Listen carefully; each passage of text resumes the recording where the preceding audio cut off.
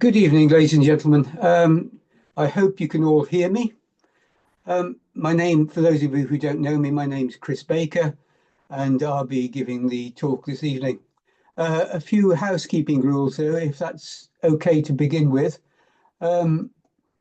Please, could you keep your microphones on mute, if at all possible? Otherwise, everyone is likely to hear you and your spouse discussing your cups of tea or something like that.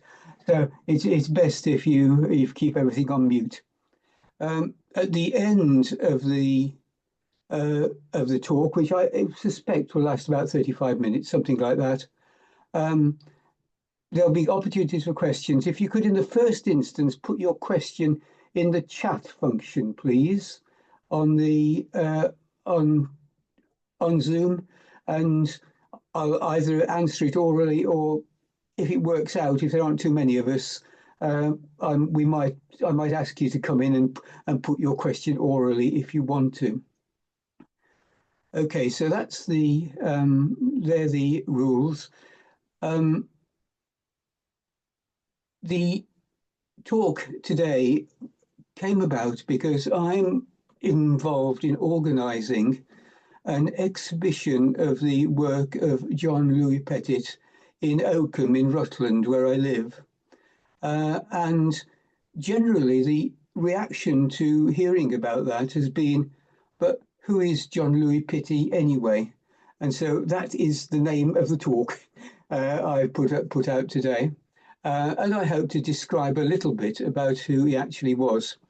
The background behind me, I'm actually sitting in my living room, for those of you who are local, on Northgate in Oakham, not in the west end of All Saints Church that you can see behind me, which is just a convenient backdrop. Those of you who know the church will know it's a dated photograph because the lighting has been renewed since that photograph was taken. So welcome. I'd like to start, before I screen share again, by actually saying a little bit about who I am. And that's not simple vanity, although you might perhaps think so, but it actually describes something of where I come from with regard to John Louis Petit. I'm a retired academic and engineer, a civil engineer from the University of Birmingham, and you'll see that's relevant to a degree. I'm also a clergyman, as is apparent from the thing around my neck, and I've been a non-stipendiary clergyman since 1988, and I've spent the 25 years before we moved to Oakham in 2023 in Lichfield, in the Church of St Michael in Lichfield, and that we'll also see is relevant. I was born and brought up in the Black Country, to the west of Birmingham. As you may possibly just pick out from my accent, it's still there, I'm told, here and there. And I'm actually the webmaster, social media manager of the Black Country Society. And I'm interested in both Black Country history and in church history, and both of those things you'll see are actually quite relevant. But that's enough of me, but so you'll perhaps understand a little now of where I'm coming from. I'm going to share the screen, and then I'll go through the talk. I should say before I start, I'm doing this by myself here. I don't have any help, so to speak, in letting people in. And so if anyone comes late, I might just have to stop to let them in. So do forgive me if that's the case. Anyway, I will now share screen if I can.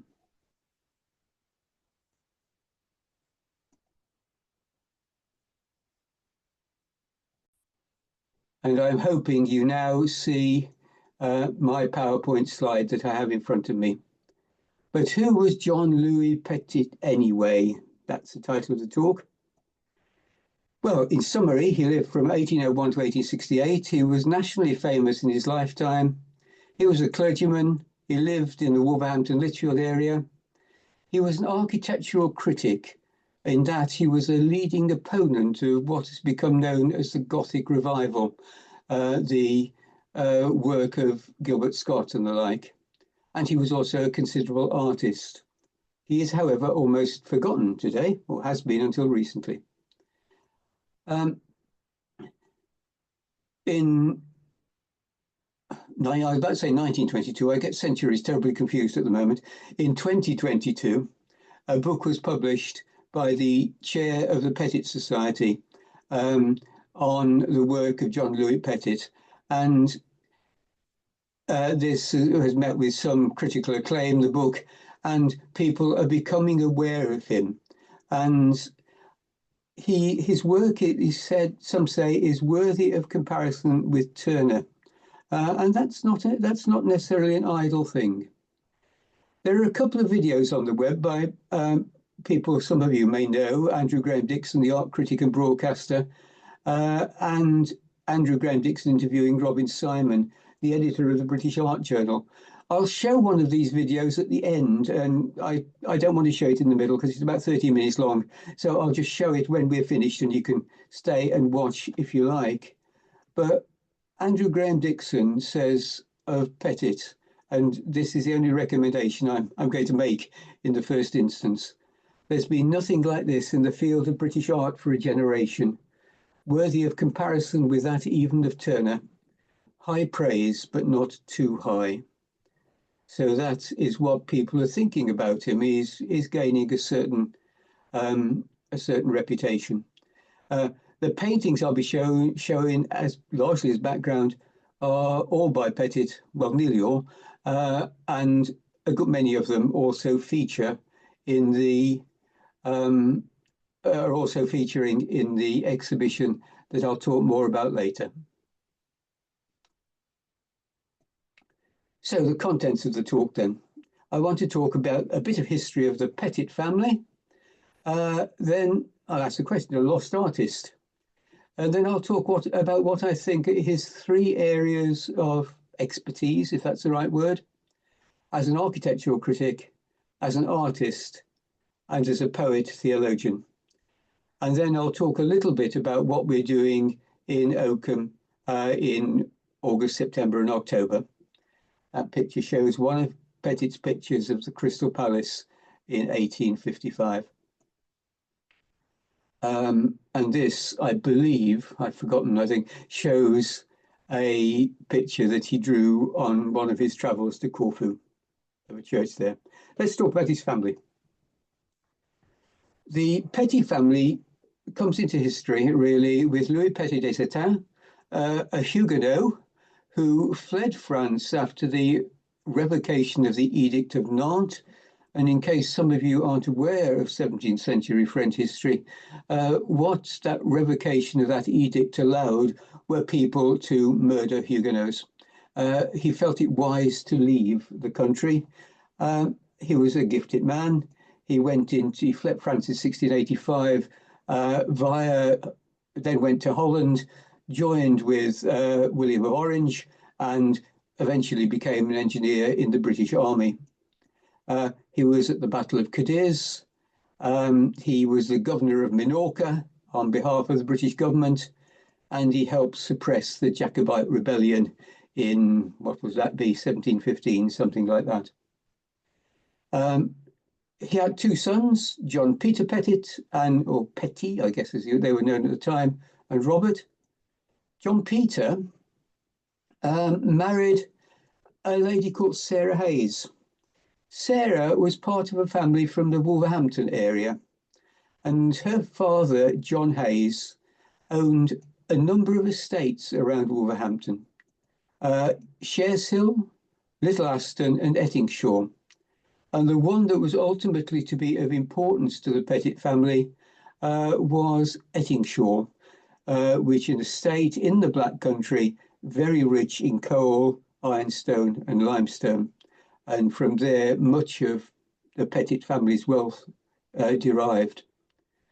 When John Peter married Sarah Hayes, they had probably no particular expectation of gaining the inheritance, but both John Hayes and his eldest son died, and all of the estates came to Sarah and thus to John Peter Petit.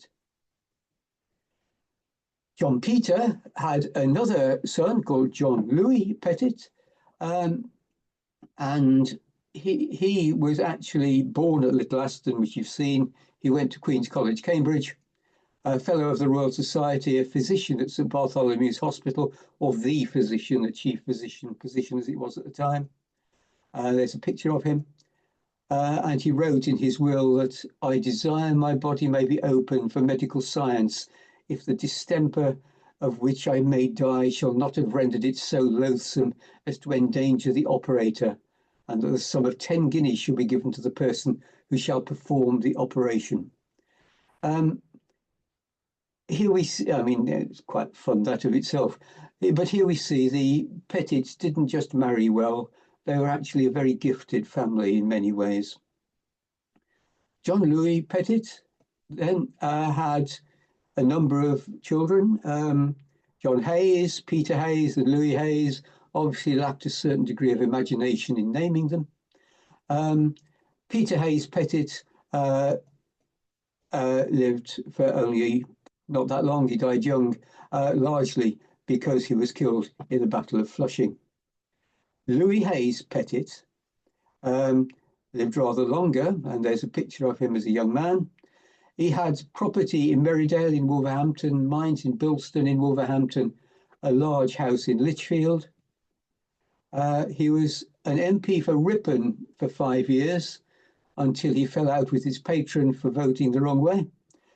Fellow of the Royal Society, the Royal Astronomical Society, the Linnean Society, the Royal Geological Society, a cultured man indeed. And there is a memorial to him in St Michael's Church in Lichfield. You remember that's the church where I was. So for many years while I was celebrating communion, this picture of Louis Hayes Petit was looking over my shoulder. Then John Hayes Petit. John Hayes married Harriet, he was born in Bloomsbury, went to Queen's again, curate at Shares Hill. There's a church. He was the first of the ecclesiastical Petits. And he leased a place called Colton Hall. Now, Colton Hall is a huge place. It was to become the home of one of the major industrialists in the Black Country at the time, James Foster. It was not a cheap place to lease or to run. He married Harriet Astley. Harriet was daughter of John Astley, who was known as artist and lady killer. Broadly, one's opinion of John Astley fell into two categories. If you're a woman, you adored him. If you're a man, you hated him. That seems to have been the general rule. Harriet was the daughter of John and his second wife, the daughter of a wealthy surgeon. Astley's first wife was a wealthy widow, Penelope Dukinfield Daniel, and she had inherited large estates which passed to John Astley. It's said in the description of their courtship that Penelope was sitting for a portrait by John Astley, and she made it known to the person painting her that he could have the original as well as the portrait if he wished. I think that might be slightly apocryphal. But you see, from that family they were a talented family, as I said, and very much the artistic side of the family, the ability to paint came from that side. And John Hayes and Harriet had a lot of children. I'll let you count them. The eldest of whom was John Louis Petit, the object of the talk. He was educated at Eton and Trinity College, Cambridge. Those were in the days when Eton College was quite respectable. And he took his BA in 1823, MA in 1826. He was ordained as a deacon at Lichfield in 1825, as a priest in Lichfield in 1826, and he was for 3 years curate at St Michael's in Lichfield, where you remember I was actually based for 25 years. During his 3 years there, he conducted 61 baptisms, 163 burials, and 35 marriages. His vicar certainly worked him quite hard. He then went from there to be a curate at Bratfield and Mistley in Essex for 6 years. And that's him as a young man. He married Louisa Reed in 1828 from Essex. She was of a slave-owning family, but little of that slave-owning money came to Petit. They had no children, and then, sadly, Louisa was committed to Abington Abbey Asylum in 1862, where she eventually died in 1888. Abington Abbey is actually in Northampton, and might be known to some of you who are online. John Louis gave up his clerical career to concentrate on what really motivated him, his artistic and architectural interests. He lived at a large house, Retcourt House in Lichfield. He travelled and painted widely around Britain, Europe, and the Middle East. His paintings were actually used in talks and lectures. I'll say a little more about these later, but you can imagine him being in a lecture theatre with paintings on the walls all the way around, and he would refer to these paintings as he was giving his lecture, a sort of equivalent of, I suppose, of PowerPoint slides, really. The important thing, though, is John Louis was wealthy. He had no particular need to sell any of his paintings, and indeed none were ever sold. That ultimately was to the detriment of his reputation, as it turns out.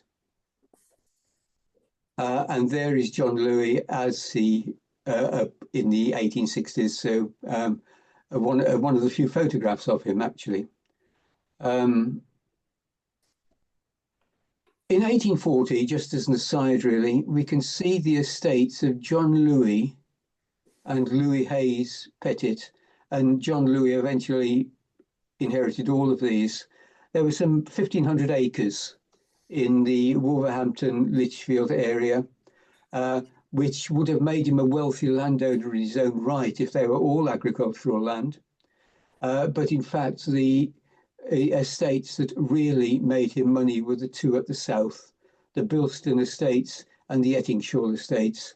As I said, these were actually on the South Staffordshire coalfield, and they were rich in coal, limestone, and ironstone. And those were exploited on his behalf by managers, not by him directly. As I said, he was the chief opponent in some ways of Gilbert Scott. Yes, Gilbert Scott and he actually got on quite well, even though they argued terribly. Scott wrote in his recollections in 1878, 10 years after John Louis' death, "I really had a sincere affection and an immense admiration for him. He was of a noble, generous nature, both as a scholar and as a gentleman, and as a most original artist, a grand creature, and as noble-hearted a man as ever lived." Can't be bad if your enemies say that sort of thing about you, can it, really? The picture is of Kyme Tower in Lincolnshire, and that is indeed one that will be shown in the exhibition. The Preacher's Book of St. Michael's, December 1968, records Mr. Petit's death. And this is really unusual. The Preacher's Book was what it said, a book for preachers, sometimes the offertory of the church, very little other information, except on the odd occasion when something important in Lichfield happened. And this was clearly of importance. He's buried in St. Michael's Churchyard in Lichfield, and there is a memorial brought to him there that was blessed by the Bishop of Lichfield some time ago. And he's buried there in a family grave with a large number of his, not all, but the majority of his siblings. And his actual inscription for himself is actually written in Latin. I'm not quite sure why, but that is the only Latin on the tomb.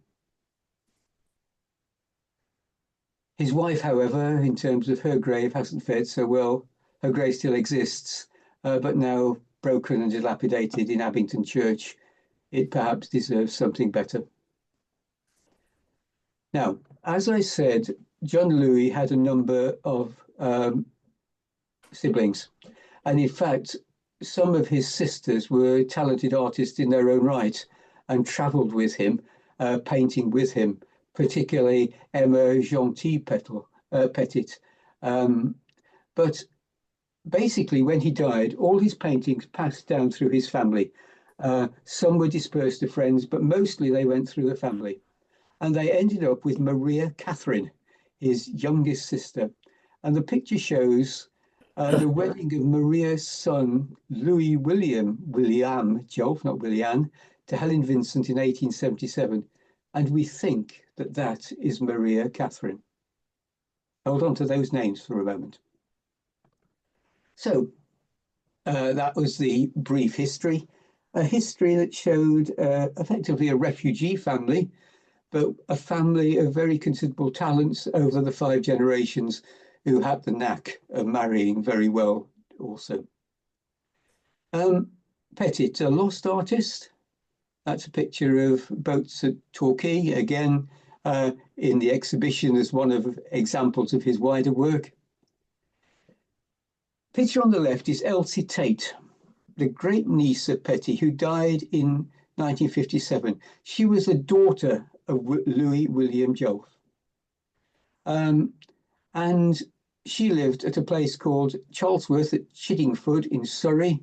It almost sounds as if it's out of an Agatha Christie novel, doesn't it? And all Petty's pictures by that stage were stored in an outhouse. People had forgotten about them. And when Elsie's children came to sell the house and to take an inventory, the paintings were simply missed. There were about 10 to 15,000 of them. So it gives you some idea of the scale of the work. And the new owners of the Villains, according to the chair of the Petit Society, a wealthy childless couple from the Channel Islands, Dennis and Marjorie Alderson, who were basically asset strippers. They stripped and sold off the wood panelling, the fireplaces, the staircases, and so on. And they also got rid of the paintings. The first sale of the paintings was in 1979, and they were sold with the help of a cooperative auctioneer who didn't ask any questions in particular. 6 dealers picked them up, and basically the pictures have been scattered. Roughly 8,000 paintings were salvageable. Others were damaged or destroyed, and we'll see the mark of, if nothing else, mice damage on some of those I'm going to show you. Petit's papers were burnt on a bonfire in 2000, very recently. A picture that some of you will recognise is of St Martin's, Leicester in 1845, before it became a cathedral, of course. Petit as an architectural critic. He wrote 2 major books, gave 10 major lectures, 30 articles and papers, lectured at Reba. He was a recognised authority on church architecture, and he liked Crowland Abbey, and he painted a lot of pictures of it. His position was essentially that Gothic was inauthentic and doomed. He writes, "Ours is not the age of Gothic art, but only of imitation. The highest praise is that a thing may be taken for something it is not." Now, I see his point. I'm somewhat ambivalent about the nature of his arguments, but I can see his point. Picture shows another picture that's in the exhibition from Wisbech. He was an architect, and to a degree a builder. He didn't do much in these terms. One of the few things he built was the church St Philip's Cerdian, which is between Barmouth and Dolgelly in mid-Wales. It was designed and built by Petit. We have a complete record of its building because he painted it almost on a daily basis as it was going up. And all the paintings are in the National Gallery of Wales, I think. And bizarrely, the biggest collection of Petit's paintings are in Wales. The building has been described by architectural critics as like a small work of Frank Lloyd Wright.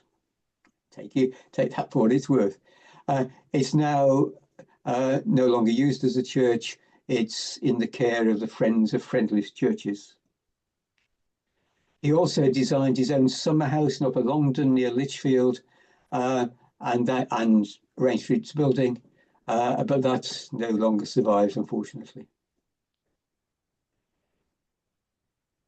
Freeman, in 1849, in his remarks on church architecture, said, "From these two authorities, Hope and Petit, I've learned far more than from all other architectural writers put together."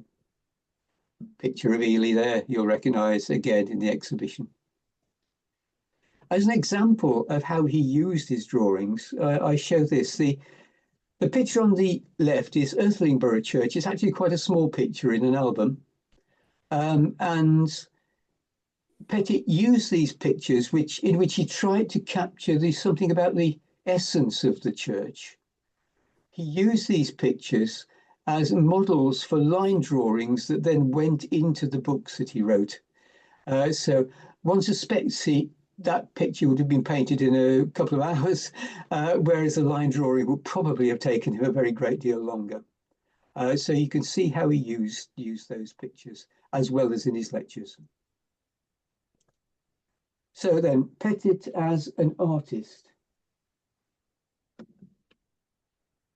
He painted around Europe and the Middle East, traveled extensively, covered at least 80,000 miles, has been calculated, by horse, boat, and train. And that's on the top of a hill, a Maronite convent in Syria, Lebanon in 1865. He also traveled widely in this country. Mainly, most of his pictures are close to his home and in Lichfield, naturally, of Staffordshire, Derbyshire, and East Shropshire, but also much wider into the Black Country and into the area around where I'm living now in Leicestershire, Northamptonshire, and Lincolnshire. And again, a picture from an album, again shown of Bow Manor, which those of you who live in Leicestershire will recognise. Portraits, he didn't. He didn't paint any portraits except pets. That's all. So his portraiture is confined to dogs and cats.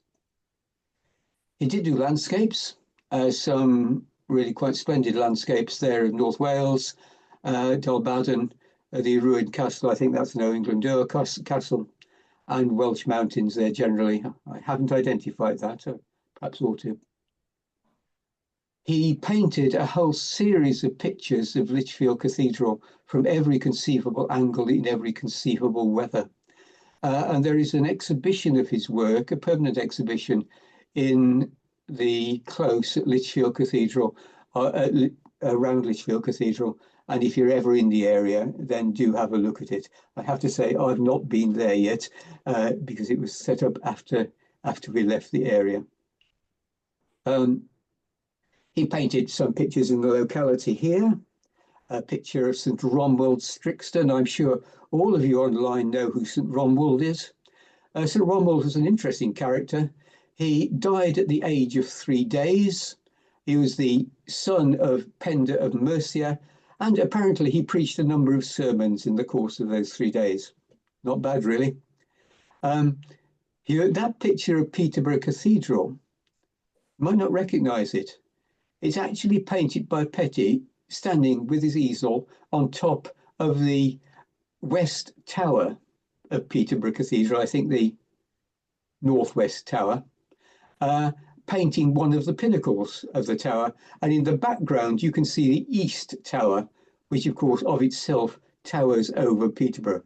I really, really wouldn't have liked to have done that.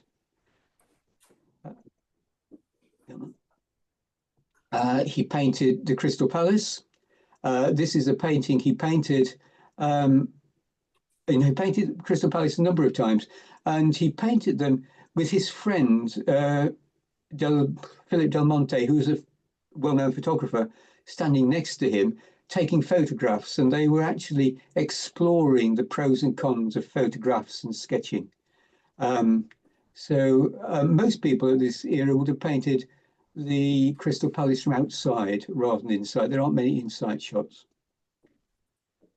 Coming locally, for those of you who live close to me, he painted a few pictures of the area, and there we see Oakham Castle, Great Hall, and All Saints Church, where I'm pretending to be at the moment, in the background, and the Buttercross at Oakham there.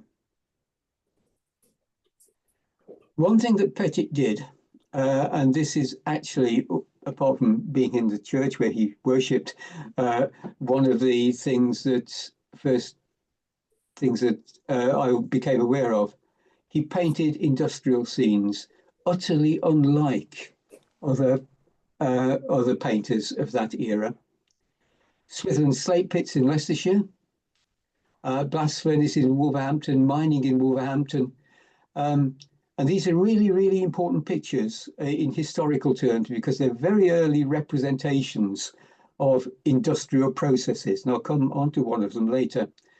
And he paints all the muck and the grime as well. He doesn't sanitize it one little bit, which again was not characteristic of Victorian painters.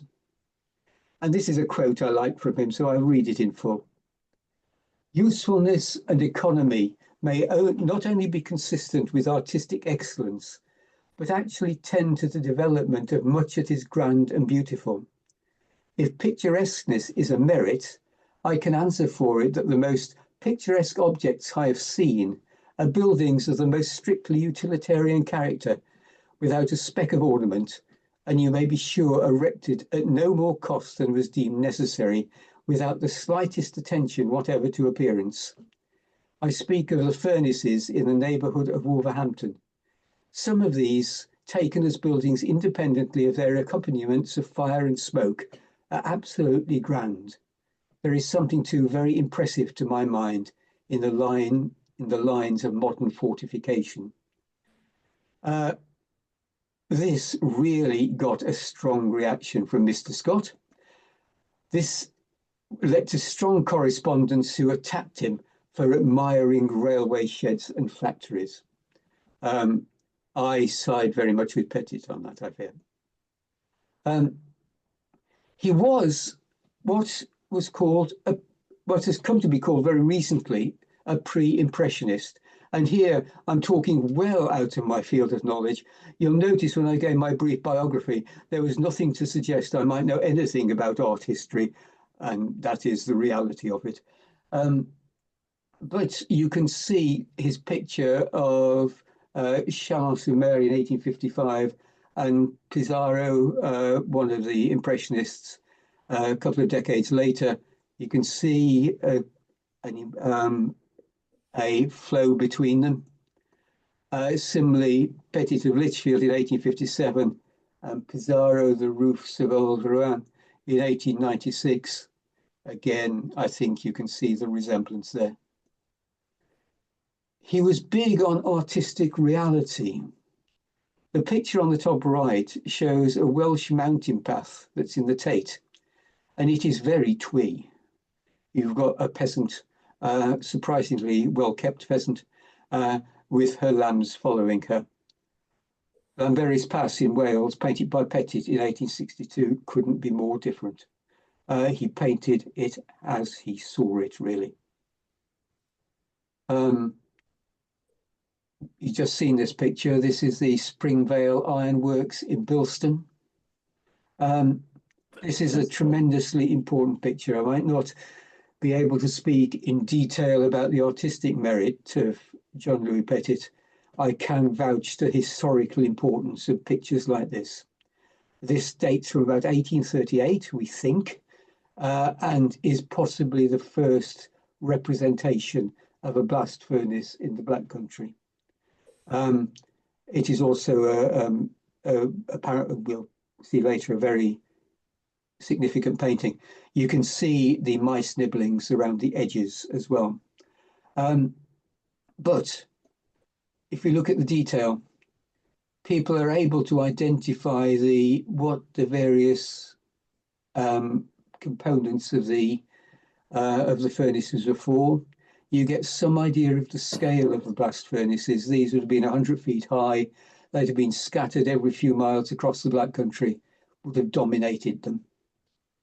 We can see perhaps some tramway horses. We can see there harnesses on the back of them. And I wonder if they were actually pulling railway carts along the tramway in some of the bits that have been nibbled by mice. And you can see also some Black Country houses. Again, whoops, go back, forgive me.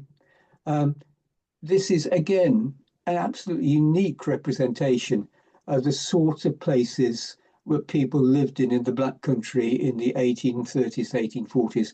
And it's quite possible that in those places you have ancestors of mine. I come from a long and noble line of miners, agricultural labourers, and iron workers, for good or ill.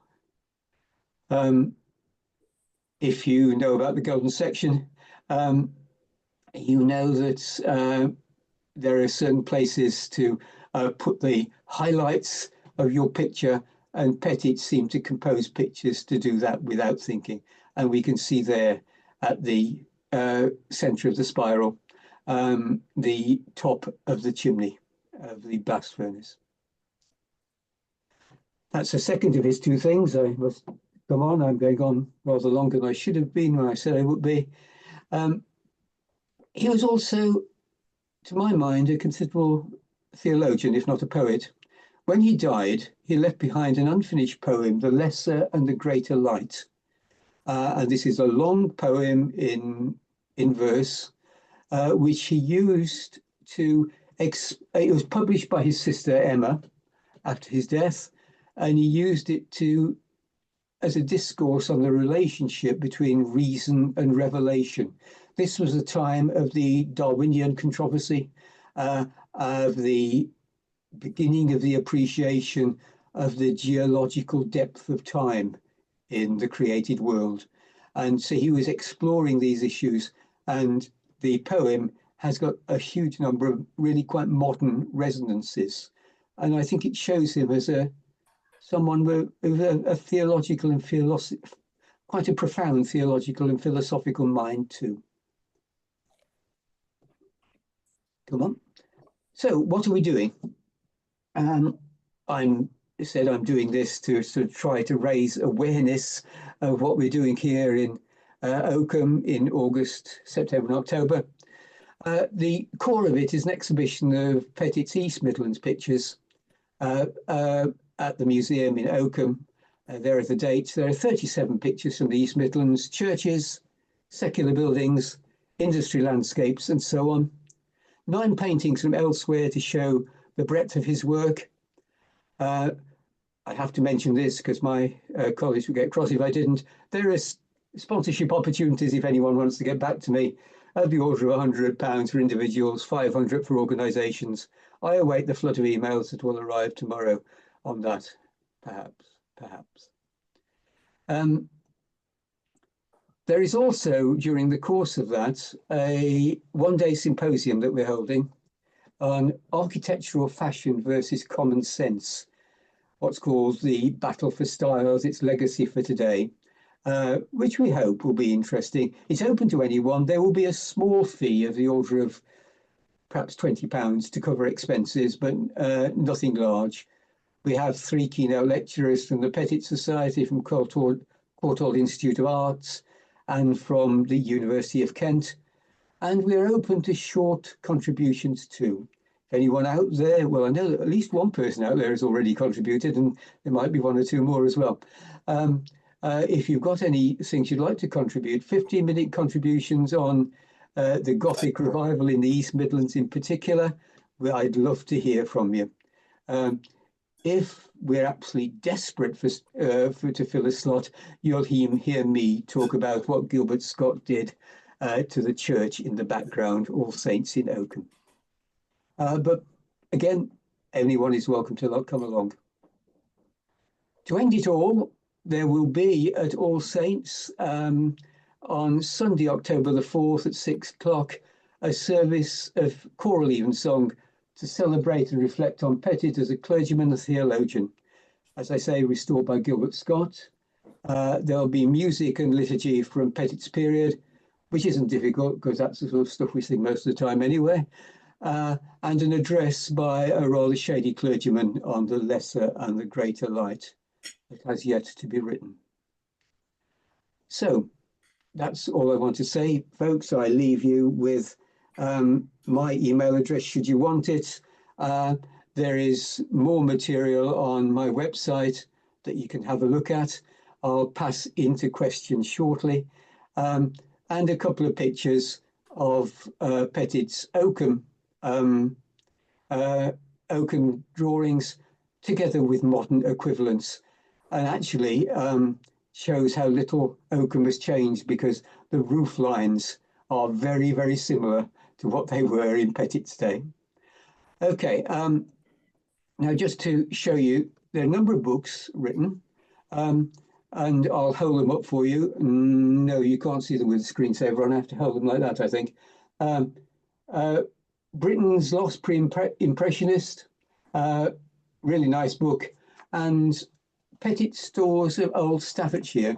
This is the first one that was written. It's quite fun because it actually takes you on a tours of the area around Petit's home, Staffordshire, and looks at the locations that he painted. It's an ambition that may or may not be fulfilled. That after the exhibition, Philip Modiano, who chair of the Petit Society, will write something similar on Petit's tours of the East Midlands. We'll see whether we get to that or not. And before I stop the recording, I just want to point out that there are two videos on the web.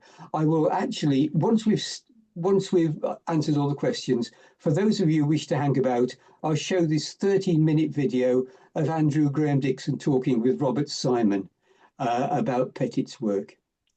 That's all I'm going to say. So what I'm going to do now is, if I can, I'm going to